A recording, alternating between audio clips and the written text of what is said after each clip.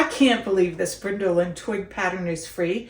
It goes from size 6 to 14. I'm going to leave links to the free pattern and everything I talk about in the description box below. Next week, Charlie and I are going to be visiting his family for his mother's birthday, and it has been absolute ages since I've made anything for my niece.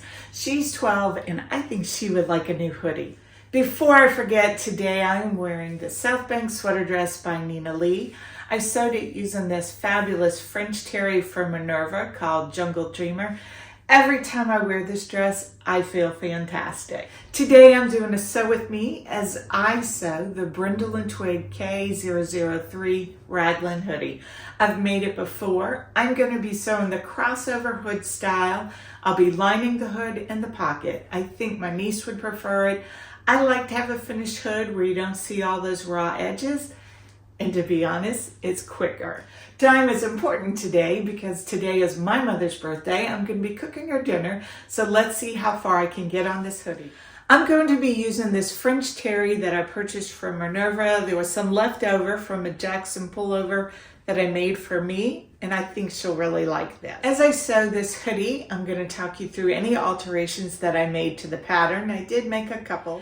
And I'll give you a few tips that might help you be very successful with this project. The first step in this free pattern is to start on the kangaroo pocket. I am lining mine with a lighter weight fabric. This is a bamboo jersey, and I have it faced right sides together with my main fabric. I've clipped it together on 3 sides, and I'm leaving the bottom open. The bottom is being left open so that we can turn it right side out.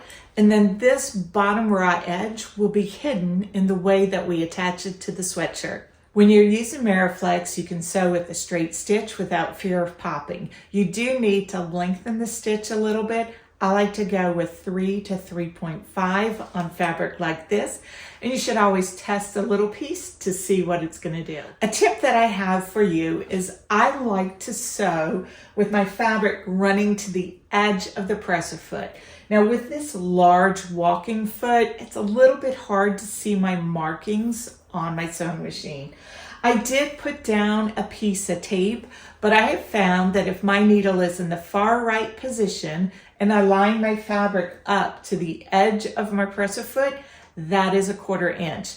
All seams in this pattern are going to be 1/4 inch seam allowance. There are 2 really beautiful things about using the edge of your presser foot for your seam allowance. The first is it's very easy to see. The second one is because you have all of your fabric underneath the presser foot, you're going to get much more even stitches than if I had the needle in the center position. I would have had to move my fabric over to where it was not all under the presser foot, and I find I just don't get as nice a stitch. So let's stitch this baby up. Okay, so I've turned it right side out. I'm going to top stitch from this corner to this corner. This is the slanted part where her hand will go in her pocket. The top stitching keeps the lining from poking through, and then it also gives it a little bit more strength and stability. So next, we're going to attach this to the front of the hoodie. Something I like to do when I'm cutting out my fabric on the fold is to clip with these duck-billed hairpins the fabric to the pattern. It doesn't shift, and then I cut it out using my rotary cutter. And especially if I'm going to be cutting out my project in advance, I do like to keep it pinned to the pattern piece, and that helps it hold its shape. Other thing about keeping your pattern pieces clipped to the pattern is it helps you not get them mixed up. So this is my front pattern piece, and I made a little notch here at the bottom according to the pattern instructions. That's the center of my shirt. I also have a little notch here. It's hard to see. I've got a little notch on my kangaroo pocket. I'm going to show you how I quickly and accurately line up my kangaroo pocket. You want it to be centered with the front of your shirt. We're going to measure 1.5 inches up, and that's where we're going to attach the pocket. And to make things easy for myself, I'm using this ruler, which has a very clear 1.5 inch.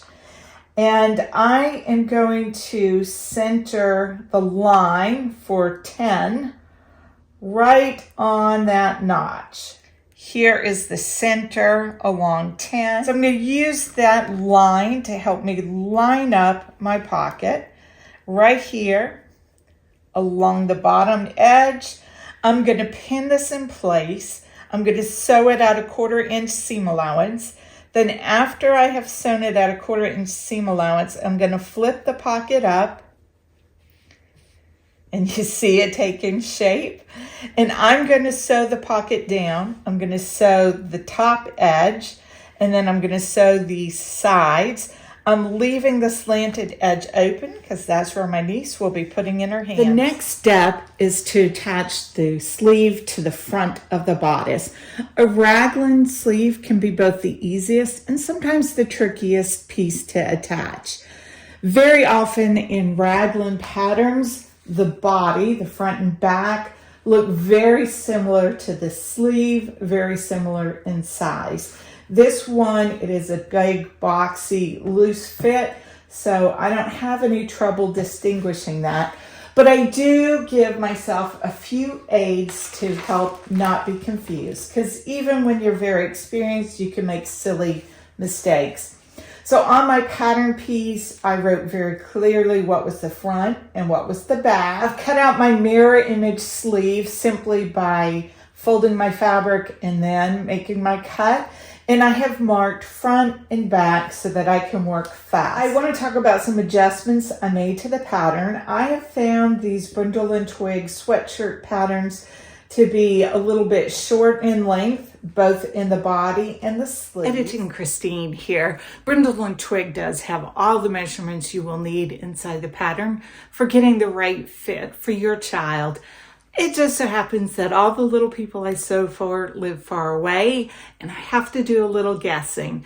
I have found, based on experience, the size is very close to what the ready-to-wear size is, but it does come out a little wide and a little short on the sleeves. My little people are not so little. They tend to be tall for their age, and so I do need to add that extra length to the sleeve. I've made this pattern before for my grandson, and I adjusted the sleeve a little bit, and I decided I would adjust this one a little more since his sleeves really came up short. So what I did was I made a mark in the middle of the sleeve so I wouldn't be adding all the length in one spot, and I added an inch here. And then down here towards the bottom, this is the size 12. I cut it at the length of a size 14, but I kept the same taper as a size 12. So I'm adding 2 inches all day long to this sleeve. I've only added an inch to the bodice by cutting out the length of a size 14. Again, the width I kept at a size 12. So those are the changes I've made. To attach the sleeve, I'm going to be matching right sides together along here. I'm going to find the pattern piece to where the right side of the front will match up with the right side of this. It's labeled front. I know that this matches to the front, and I'm going to match it here. This can be sewn on a sewing machine. Use a Minerva thread, or if you don't have the Minerva thread, you can use the lightning stitch on your machine. I do recommend when you're sewing knits on a regular sewing machine that you use a walking foot. The dual feed feet will pull both the top and the bottom layer through the machine at the same time, and it doesn't stretch your fabric. You don't get the puckering. I'm going to take this to the serger. I'm going to serge it at a 1/4 inch, and I'm going to attach the other sleeve front to front and also serge that, and I'll meet you back here. All right, this is a real busy pattern. This is the front of my sleeve. Here are my seams. So this is the back part of the sleeve, which I will attach to the back piece. This is the top, this is the bottom. Easy to see with my directional fabric. Pin it first at one end, then I'll pin the other end. What it looks like with the sleeves attached, and you can see how maybe it could be a little confusing as to what is a sleeve and what is the front and back. This is my front, this is my back. So I'm going to bring front to back. Now you can see the hoodie taking shape. And I am going to pin it from the sleeves down to the body. I'm going to take it over to the serger. And I am going to finish these sleeves up. I'm going to take my time to match at the underarm, match my seams. Pin that first. And then I'll go to the end of my sleeve and I'm going to pin that. Obviously, it's the next day by my change in attire. This is what we're looking at so far with our hoodie, and the hood is the next step in the process. I've already serged my hood lining. Again, it's in this blue bamboo jersey. And I started at the crown down to the base of the neck, and I've got that sewn. Next is to do the same for the outer layer. I will put it right sides together, and I'll start at the top of the crown on the hood and go around the curve, and then we'll be on to the next step. For the next step, I've turned my hood lining right side out, and I'm going to place it inside my hood, right sides touching. I have clipped my lining to the exterior fabric of my hood all along the face of the hood. I'm going to serge it, then I'll turn it right side out, and I'll meet you back here. Before I attach the hood to the body of the sweatshirt, I want to give you a couple of tips that aren't included in the pattern. I like to baste my lining to the exterior. I make sure it's inside the seam allowance. That way this isn't shifting while I'm serging on the hood and I'm not missing a little bit. It's just a little extra time that I've found saves a great deal of time, both in pinning it in place and then not having to unpick. The other thing I do is the pattern tells you to overlap and to pin the crossover. And you match up your notch and you pin along the front and then you insert it in and pin it. I like to go ahead and baste it before I insert it in, just so that everything is together. I have my sweatshirt turned inside out. I've placed my hood inside the neck opening, and I'm going to be lining up the back center seam of the hood with the notch in the back center of my sweatshirt, and I'm going to put a clip in that. Then I'm going to go to the front where I've got this crossover. I have these notches, and I'm going to match them to the center front notch. And I'm going to continue to pin all the way around the sweatshirt, and I'm going to take it to the serger, and I'm going to serge this 1/4 inch seam allowance. All the seam allowances are 1/4 inch, and we're very close to being finished. All that's left is to attach the wrist cuffs and the waistband. I've serged all around and secured my tail, so let's turn this right side out and see how this is coming along. The hood went in nice and neat, and all we have left to do is the cuffs and the waistband. Now, I did cut those out of the same fabric. Having used this fabric before, I know that it stretches enough for that. So let's head over to the cutting table and I will show you the next step. I've got my wristbands. I've cut 2.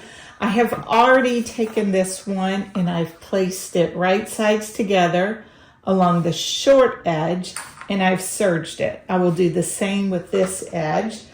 For my waistband, I've done the same thing. I've put the short edges together and serged it. So what I'll do is I'll take this with wrong sides touching, and I'll turn it right side out. And you see it's forming the cuff. And this will be attached to the sleeve, right sides together.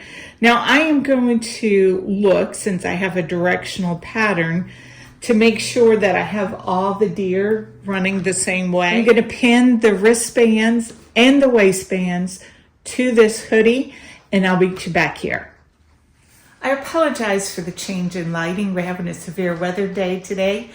So it's very cloudy, high winds. I will take cover if I need to. When I attach a cuff to the sleeve, I typically just put right sides together, clip it around, serge it on. Sometimes I baste first, and then I'm done. When you turn it right side out, you've got your cuff. The pattern instructions have you attach the cuff. You put your sleeve inside out.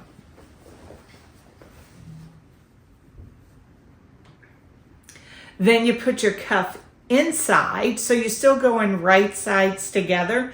So I thought I would do one cuff one way and one the other and see if it's easier to manipulate with the cuff inside or outside, or if it doesn't make a difference. I'll let you know what I think. I really don't think it made a difference. Both sleeve cuffs attached very nicely. I did make one other change to the construction process of the hoodie. The hemband has a seam where you sew it together, and there's a notch at the other end. I decided that since I already have a seam going along the side of the hoodie, that I would line up the seam of the hemband with this seam instead of putting it in the back of the hoodie. I think it allows for a neater finish. Now, you wouldn't really notice it on this very busy fabric, but if it were solid color, I think it would be more noticeable that way.